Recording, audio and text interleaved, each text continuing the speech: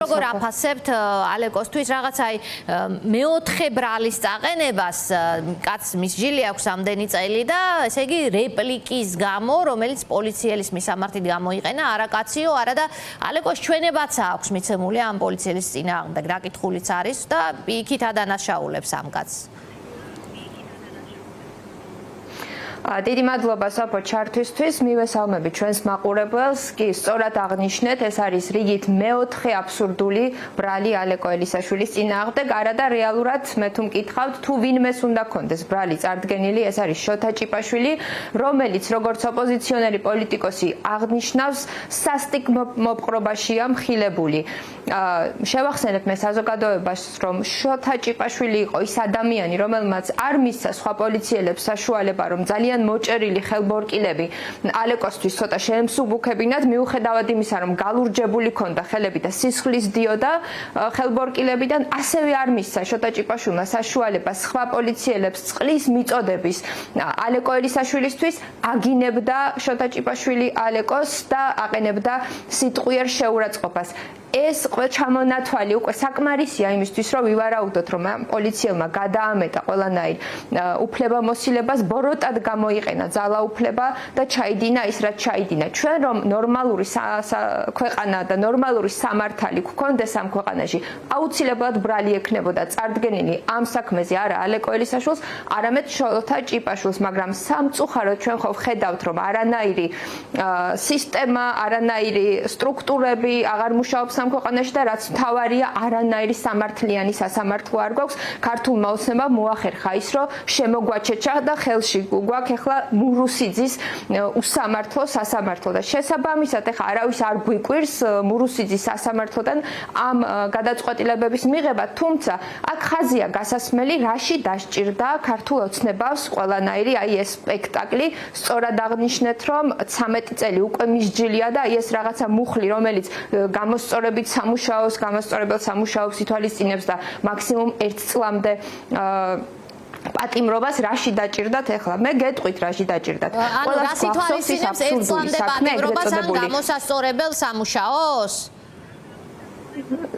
ეს 180 დღიდან 200 დღემდე მაქსიმუმ ეს მუხლი მაგრამ მე გეტყვით ახლა შევახსენებ საზოგადოებას კი ბატონო ხო შევახსენებ საზოგადოებას ეგრეთ წოდებულ ძაღლების საქმეს სადაც ერთადერთ მოწმედ ბრალდებას ყავდა ძაღლი რომელიც ჩვენ რომ მოვიკითხეთ ეს ძაღლი ვერ გვაჩვენეს ანუ რამდენად შეესაბამებოდა ხო სტანდარტებს ყნოსვა ქონდა თუ არ ქონდა აცრებიჩად მოკლედ ეს ძაღლი ვერ გვაჩვენეს ჩაიგდეს თავი ძალიან სასაცილო მდგომარეობაში და საბოლოოდ თაროზე შემოდეს ეს საქმე და მე არ გამოვრიცხავ რომ საერთოდ შეწყვეტაც მოუწიოთ და თუმცა კი ეს ძაღლების საქმე აქამდე იყო საქმე რომლითაც აგრძელებდნენ ალეკო ელისაშვილისთვის ოჯახის წევრების ნახვის უფლების შეზღუდვას.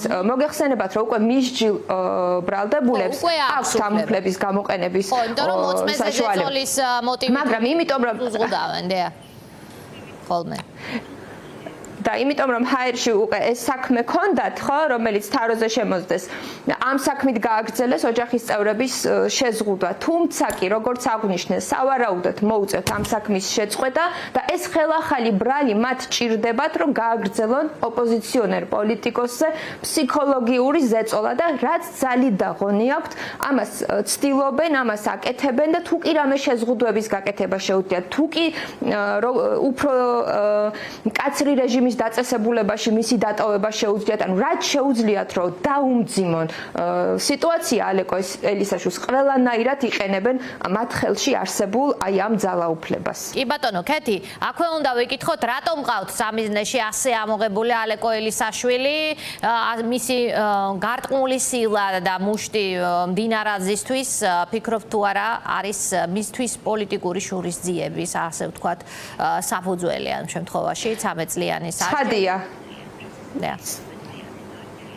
ცხადია, მე მიმაჩნია რომ ეს ზუსტად ასეა, მე მიმაჩნია რომ ეს არის შურისძიება იმ ძალიან ცნობილი ინციდენტის გამო, რაც მოხდა მამუკა მდინარაძესა და ალეკო ელისაშვილს შორის, ძალიან კარგად ახსოვს საზოგადოებას თავიდან როგორ დაიწყო ალეკოს საქმის წარმოება, ნივთის დაზიანებით აღუწრეს საქმე, მაგრამ მას შემდეგ რაც ჩალვა პაპუაშვილმა გამოაცხადა რომ αλეკო ელისაშვილმა ჩაიდინა თითქოს ტერორიზმი, მას სასწრაფოდ დაუმძიმეს მუხლი და უკვე შემდეგ წავიდა ტერორიზმის განცხადებები რომ ეს არის ტერორიზმი და მე გადაკვალიფიცირდა ეს საქმე, ეს თანმიმდევრობა ზუსტად ასე იყო ნამდვილად.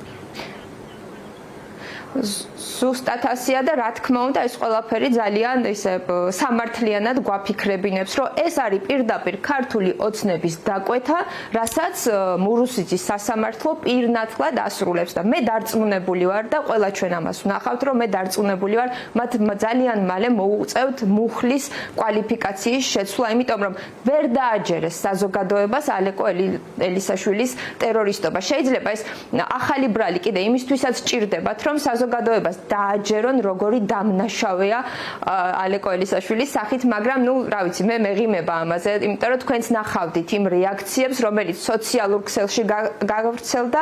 ფაქტობრივად აფეთქდა სოციალური ქსელი, როდესაც 13 წელი მიუსაჯეს და ტერორისტად გამოაცხადეს ალეკო ელისაშვილი და თავადაც ხედავენ, ხო, ამას ვერ დააჯერეს საზოგადოებას და ამიტომ კიდევ ახლა ახალი ბრალი მოიგონეს და თავის გაფუჭებულ საქმეს რაღაცნაირად ცდილობენ, რომ თვითონ გამოასწორონ და რაღაცნაირად დააჯერონ საზოგადოება, მაგრამ ხალხი ბრძენია, რა თქმა უნდა. ალეკო ელისაშვილთან ერთად მე ახლა ნიკამელია მახსენდება, ვისაც ციხეში ყოფნის დროს უმძიმებენ, ანუ სხვადასხვა ბრალს უყენებენ, მათ შორის მოსამართლეს შეურაცხყოფას და ასე შემდგომ უმატებენ.